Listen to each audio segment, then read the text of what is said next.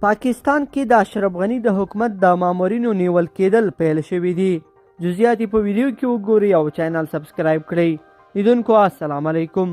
راپورونه وایي چې په پاکستان کې د پخواني حکومت د ځینو نظامیانو نیول پیل شوي دي چې د افغانستان د حکومت د سقوط وروسته دغه هیواد ته تللي وو.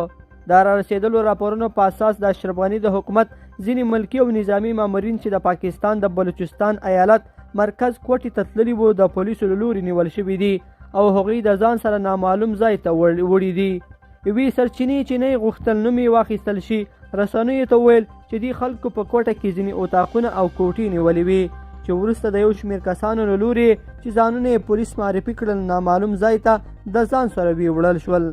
سرچینه وایي چې د افغانستان د پخواني حکومت د کارمندانو سره د دې ډول کړنو په وړاندې د بشري حقونو د سازمان سره هم اړیکه نیول شوې ده، خو تر اوسه کومه ښکاره نتیجه نه ده ترلاسه شوې. د راپور په اساس چې دغه کسان چې ځانونه پولیس معرفي کړي وو لومړی د افغانستان د پخواني حکومت د مامورینو او پوځیانو ټلیفونونه څارلي وو او وروسته د پرله پسې تماسونو او تعقیب لاندې دوی نیولي دي. د پاکستان حکومت رسمي سرچینو تر اوسه پورې په دې اړه څه نه دي ویلي.